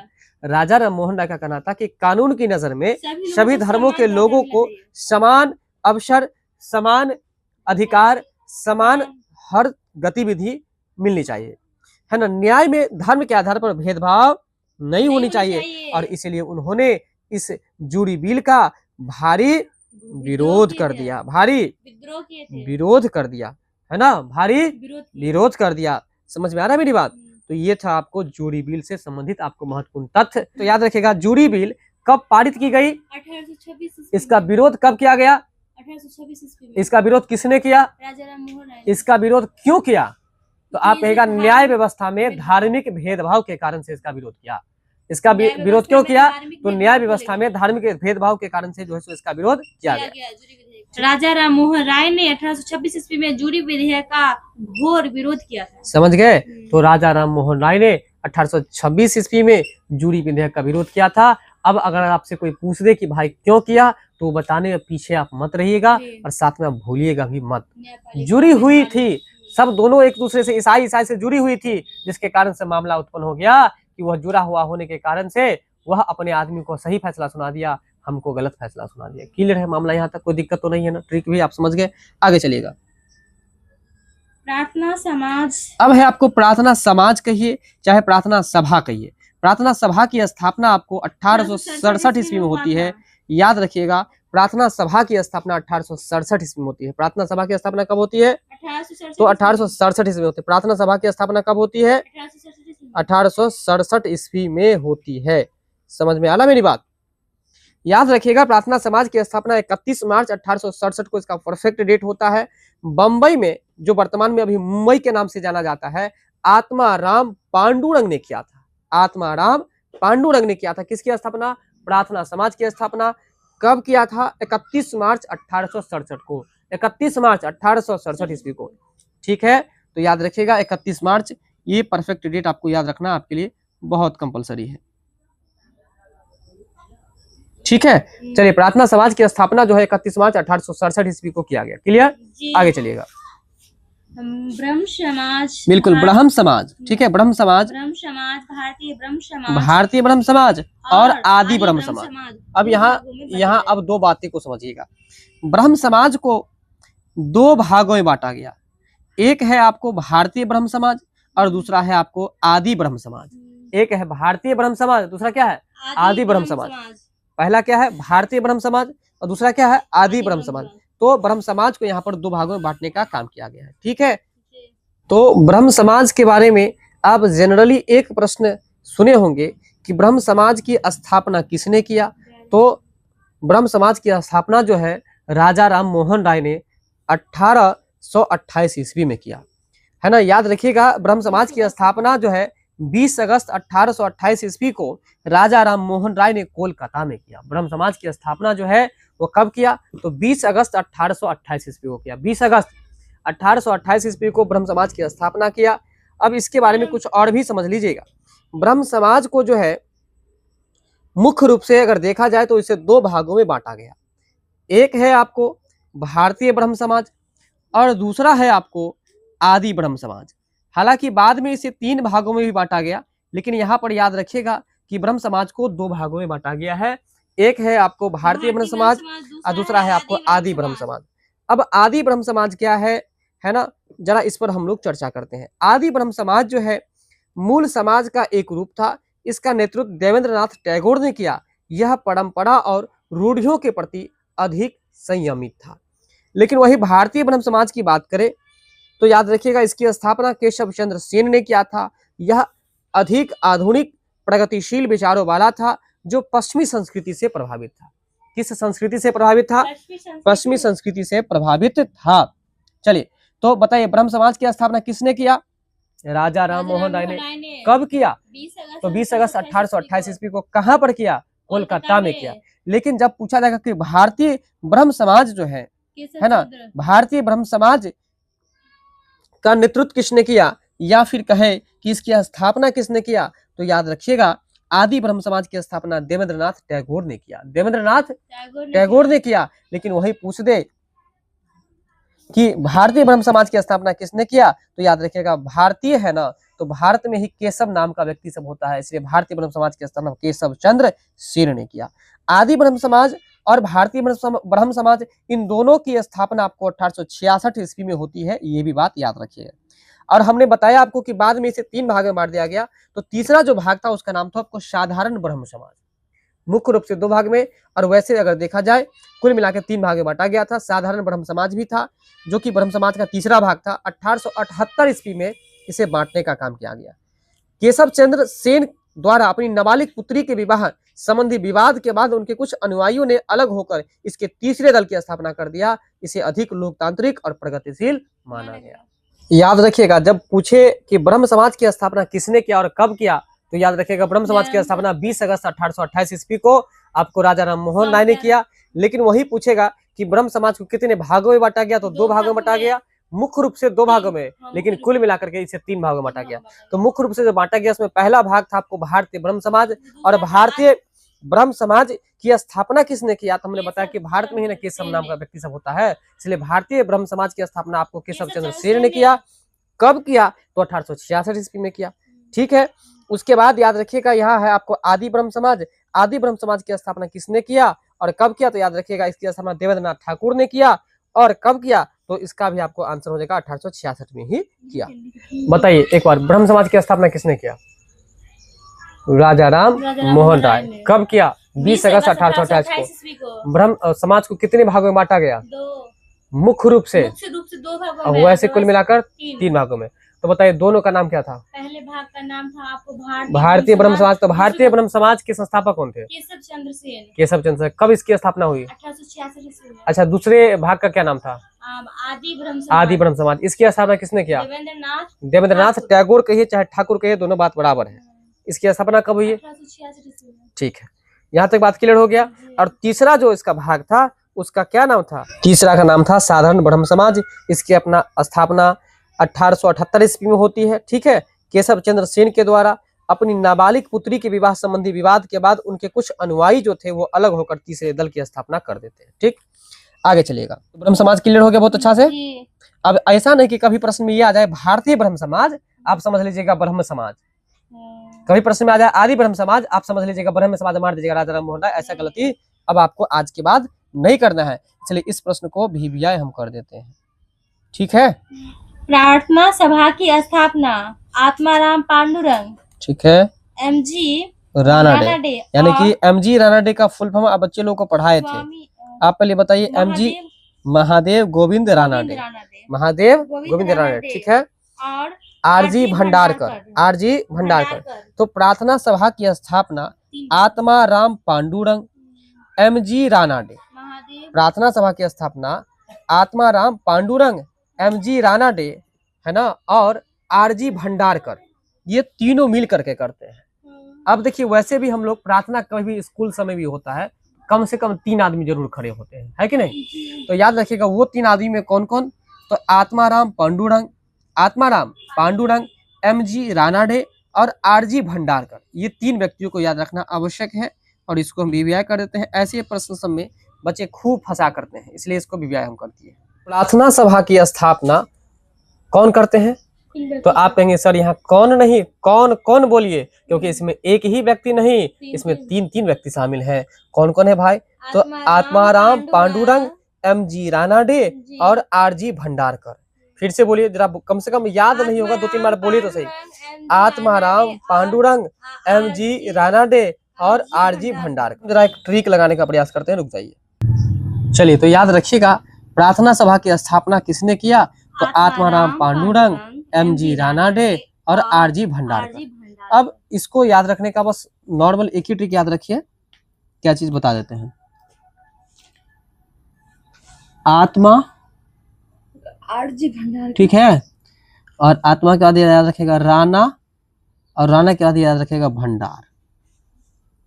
बस राणा भंडार, आत्मा राणा भंडार, आत्मा राणा भंडार याद रखेगा, आत्मा राणा भंडार। तो प्रार्थना समाज या प्रार्थना सभा के संस्थापक कौन थे? आत्मा राणा भंडार, यानी कि आत्माराम पांडुरंग, राणा से एम.जी. रानाडे और भंडार से आर.जी. भंडारकर। बिल्कुल याद हो गया ना? तो आर.जी. भंडारकर। क्लियर? आगे चलिए। इसके बाद है राधा स्वामी सत्संग, राधा स्वामी सत्संग समाज। राधा स्वामी सत्संग समाज की स्थापना किसने किया? तो राधा स्वामी सत्संग समाज की स्थापना 1861 ईस्वी में आगरा में किया गया, है ना। राधा स्वामी सत्संग समाज, राधा स्वामी सत्संग समाज की स्थापना। देखिए वैसे भी राधा तो एक ही थी ना, है ना। राधा एक थी और वो हमेशा एक ही, है ना, एक ही जगह टिकाए रही अपनी नजर को। कहाँ पर? तो कृष्ण के पास। इसलिए याद रखिएगा, राधा एक ही थी और कृष्ण पर जो है अपना नजर टिकाई रही, है ना। तो राधा स्वामी सत्संग समाज, पहले समाज का क्या नाम है? तो राधा स्वामी सत्संग समाज। राधा स्वामी सत्संग समाज की स्थापना कब हुई? तो 1861 ईस्वी में हुई। राधा स्वामी सत्संग समाज की स्थापना कब हुई? 1861 ईस्वी में हुई। कहाँ पर की गई? तो आगरा में की गई। कहाँ पर की गई? आगरा में की गई। बात समझ गए? जैसे आता है राधा तो आगरा, राधा तो आगरा, है ना। तो राधा स्वामी, राधा है ना अकेले थी, वो तो है, और से 18 आ से आगरा भी हो जाएगा ना। तो इसलिए राधा स्वामी सत्संग समाज की स्थापना 1861 ईस्वी में हुई और आगरा में किया गया। कहाँ पर किया गया? आगरा में किया गया। याद रहेगा। अब है राधा स्वामी सत्संग की शुरुआत। राधा स्वामी सत्संग की शुरुआत शिव दयाल साहब के द्वारा किया गया। अब इसको कैसे याद रखेंगे, सोचिए। तो देखिए अभी जैसे कि राधा स्वामी सत्संग, जैसे ये राधा है, ये राधा जो है अभी अपने पास आ रहे हैं पढ़ने के लिए, और कभी कभी जब इनको पूजा पाठ करने का मन होता होगा तो कहाँ, किस मंदिर में चले जाएंगे? तो शिव मंदिर में चले जाएंगे। आज जब शिव मंदिर में जाएंगे तो जरूर इन पर शिव दया करेंगे। इसलिए याद रखिएगा कि राधा स्वामी सत्संग की शुरुआत किसने किया था? जो शिव दयाल साहब ने किया था। किसने किया था? शिव दयाल साहब ने किया था। शिव दयाल साहब ने किया था।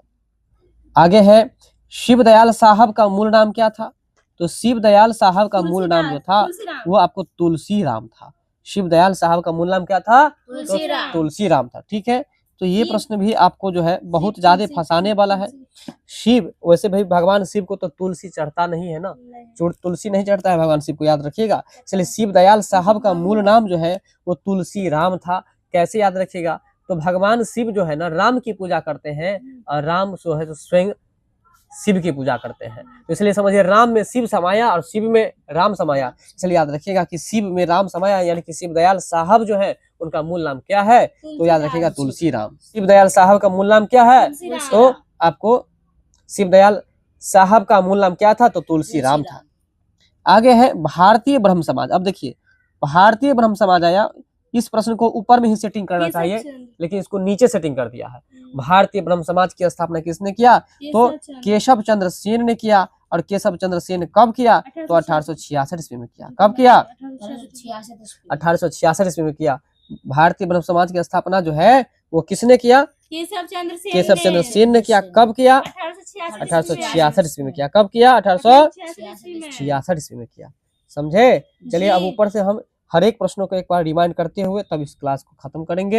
आत्मीय सभा की स्थापना 1815 ईस्वी में राजा राम मोहन राय द्वारा किया गया। बिल्कुल, तो आत्मीय सभा की स्थापना हम बताए थे कि आत्मा से आप नाम किनका लेंगे? तो राम का लेंगे। इसलिए राम से याद रखेंगे राजा राम मोहन राय, है ना। तो इसलिए आत्मीय सभा की स्थापना किसने किया? राजा राम मोहन राय ने किया। और आत्मीय सभा की स्थापना कब किया? तो 1815 ईस्वी में किया। 1815 ईस्वी में किया। तो आत्मा में आप किनको रखेंगे? राजा रामचंद्र को रखेंगे। इसलिए राजा राम मोहन राय याद रखिएगा। 1815 में जो है सो अ से आत्मा, अ से 18 याद रखिएगा, और 15 को थोड़ा सा याद रख लीजिएगा। इसलिए आत्मीय सभा की स्थापना 1815 में होती है और राजा राम मोहन राय करते हैं। राजा राम मोहन राय ने 1826 ईस्वी में जूरी विधेयक का घोर विरोध किया था। बिल्कुल सही बात। अब देखिए, जूरी विधेयक के बारे में हमने आपको बताया था कि एक ऐसा कानून, एक ऐसी न्याय व्यवस्था जहां पर धार्मिक भेदभाव किया जाता था, धर्म के आधार पर उसे न्याय दिया जाता था, तो उसे ही कहा गया जूरी बिल या जूरी एक्ट या जूरी अधिनियम या जूरी कानून। अब इसमें क्या होता था कि हिंदू मुस्लिम का अगर कोई मुकदमा आया तो उसका फैसला ईसाई धर्म के लोग भी उसे दे सकता था। उसका फैसला जो है आपको न्यायाधीश अगर न हो तो कोई दूसरे व्यक्ति भी, सामान्य नागरिक भी दे सकता था। लेकिन ईसाई धर्म के जो व्यक्ति होते थे उनका जो कोई मुकदमा होता था तो उसका फैसला ईसाई धर्म के ही न्यायाधीश या ईसाई धर्म के ही कोई व्यक्ति दे सकता था। उसको कहा जाता था आपको जूरी विधेयक। जूरी विधेयक पास कब हुआ, यानी कि पारित कब हुआ? 1826 में। और इस पर घोर विरोध कब किया गया? 1826 में ही। किसने किया था? राजा राम मोहन राय ने किया था। वही बात कह रहा है कि राजा राम मोहन राय ने 1826 में, है ना, जब देखा कि सब जनता छटपटा रहा है 26 में, तो 26 में उसको क्या कर दिया? क्लोज कर दिया, यानी कि बंद करा दिया, घोर विरोध करा दिया। हालांकि पूरा बंद नहीं हुआ, लेकिन कम थोड़ा सा हुआ। जो परेशानी लोगों का था उसमें कमी आई। आगे क्या है? प्रार्थना सभा की स्थापना 1867 ईस्वी में बिल्कुल। अब प्रार्थना सभा की बात कीजिए। प्रार्थना सभा की स्थापना जो होती है, पहले तो सुनिए, पहले था आत्मीय सभा, अब है प्रार्थना सभा। तो प्रार्थना कभी भी हम लोग करेंगे तो सोच लीजिए मन में कि 3 व्यक्ति स्कूल में खड़ा होकर के करते हैं, 3 या 5 व्यक्ति करते हैं। प्रार्थना सभा की स्थापना 3 व्यक्ति मिलकर के किया, और उसमें हम ट्रिक बताए थे आपको, आत्मा राणा भंडार। आत्मा राणा भंडार, तो बोलिए आत्मा से आत्माराम पांडुरंग हो गया। दूसरा है आपको राणा से एमजी रानाडे, और तीसरा भंडार से आरजी भंडारकर। क्लियर?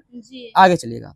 प्रार्थना सभा की स्थापना आपको 31 मार्च 1867 ईस्वी को हुआ था। बिल्कुल। तो प्रार्थना सभा की स्थापना 31 मार्च 1867 ईस्वी को हुआ था। ये भी याद रखना है, प्रार्थना सभा की स्थापना 31 मार्च 1867 ईस्वी को होता है। ठीक है। देखिए, प्रार्थना करते करते जैसे वो सियाराम बाबा को आप देखे थे यूट्यूब पर, या नहीं देखे तो देख लीजिएगा। प्रार्थना करने के चक्कर में वो सियाराम बाबा का पैर एकदम से सड़ गया था, इसलिए याद रखिएगा। और सड़ गया था, फिर भी वो इलाज कर करके, डिटॉल लगा करके, बीटाडीन लगा करके, रुइया बांध करके, कपड़ा बांध करके तब वो पूजा पाठ किया करते थे। इसलिए याद रखिएगा, प्रार्थना करते करते सड़ जाया करता था उनका पैर। सड़ जाने से याद रखिएगा 67, यानी कि आपको याद रखिएगा कि महीना के अंतिम तिथि में, महीना के अंतिम तिथि में अंत हो जाएगा। किसका? तो सियाराम बाबा का, प्रार्थना करते करते। इसी ट्रिक को याद रख लीजिएगा। तो प्रार्थना समाज की स्थापना 31 मार्च, महीना का अंतिम दिन हुआ कि नहीं हुआ? अंतिम तिथि, अंतिम डेट। तो अंतिम डेट में 31 मार्च 1867 ईस्वी में उनका क्या होता है? 1867 ईस्वी में उनकी ये प्रार्थना सभा की स्थापना 31 मार्च 1867 में हो जाता है। बताइए, प्रार्थना सभा की स्थापना कब हुई? तो 31 मार्च 1867 ईस्वी में। आगे चलिएगा। ब्रह्म समाज, भारतीय ब्रह्म समाज और आदि ब्रह्म समाज 2 भागों में बटे गए। बिल्कुल। ब्रह्म समाज में कितने भाग में बांटा गया? 2 भागों में। कौन कौन? तो भारतीय ब्रह्म समाज और दूसरा आदि ब्रह्म समाज। आगे चलिए। नीचे है आपको फिर कि प्रार्थना सभा की स्थापना आपको आत्माराम पांडुरंग, एमजी रानाडे और आरजी भंडारकर है। बिल्कुल सही। प्रार्थना सभा की स्थापना 3 व्यक्ति ने मिलकर किया, आत्माराम पांडुरंग, एमजी रानाडे और आरजी भंडारकर। ये बात हमने बता दिया था। यहाँ बताना था कि ब्रह्म समाज 2 भागों में बांटा गया था मुख्य रूप से, लेकिन कुल मिलाकर के अगर देखा जाए तो 3 भागों में था, भारतीय ब्रह्म समाज और आदि ब्रह्म समाज। क्लियर? भारतीय ब्रह्म समाज की स्थापना केशव चंद्र सेन ने किया था, वहीं आदि ब्रह्म समाज की स्थापना की बात हो देवेंद्रनाथ ठाकुर ने किया था, और इन दोनों भागों की स्थापना 1866 ईस्वी में ही हुई थी। आगे चलिएगा। राधा स्वामी सत्संग समाज। राधा स्वामी सत्संग समाज की स्थापना आपको बोले थे, राधा एक ही थी और एक ही जगह नजर टिकाई थी, है ना, तो इसलिए राधा स्वामी सत्संग समाज की स्थापना 1861 ईस्वी में हुई। कहाँ पर हुई? तो बोलिए राधा के अंत में क्या आता है? आ से आगरा, यानी कि राधा स्वामी सत्संग समाज की स्थापना कहाँ होती है? तो आगरा में होती है। राधा स्वामी सत्संग की शुरुआत किसने किया? तो राधा स्वामी सत्संग की शुरुआत आपको शिव दयाल साहब द्वारा किया गया। किसके द्वारा किया गया? शिव दयाल साहब के द्वारा किया गया। आगे है शिव दयाल साहब का मूल नाम क्या था? तो तुलसीराम। और फिर है भारतीय ब्रह्म समाज की स्थापना कभी 1866 ईस्वी में केशव चंद्र सेन के द्वारा किया गया। ठीक है, चलते हैं अब हम लोग आपके प्रश्न। चलिए, आपका जो प्रश्न था कि कौन सुमिलित नहीं है, तो इसका राइट आंसर आप देखें कि आत्मीय सभा की स्थापना किसने किया था? तो हम बताए थे कि आत्मा में कौन? तो राम भगवान। इसलिए आत्मीय सभा का याद रखने का ट्रिक क्या होता है? राजा राम मोहन राय। वहीं प्रार्थना समाज की बात हो तो प्रार्थना कभी भी 3 व्यक्तियों को मिल करके करेंगे। जी। तो उसमें आपको आत्माराम पांडुरंग भी थे, एम.जी. रानडे भी थे और आर.जी. भंडारकर भी थे, तो इसलिए ये सही है। फिर है भारतीय ब्रह्म समाज, तो भारतीय ये ब्रह्म सब समाज में सेम धोखा है। से ब्रह्म समाज समझ के आप राजा राम मोहन गलत नहीं कीजिएगा, बार-बार फिर से बोल रहे हैं। जी। भारतीय ब्रह्म समाज कहेगा तो केशव चंद्र सेन हो जाएगा 1866 ईस्वी में। क्लियर? जी। तो इस तरह से ये प्रश्न आपको यहाँ तक क्लियर हो चुका है। आज की क्लास में बस इतना ही। अगर आप सभी को वीडियो पसंद आए तो वीडियो को लाइक कर लीजिएगा, चैनल को सब्सक्राइब कर लीजिएगा ताकि हर वीडियो का नोटिफिकेशन आप तक जाते रहे। मिलते हैं हम लोग अगले वीडियो में, तब तक के लिए बहुत बहुत धन्यवाद।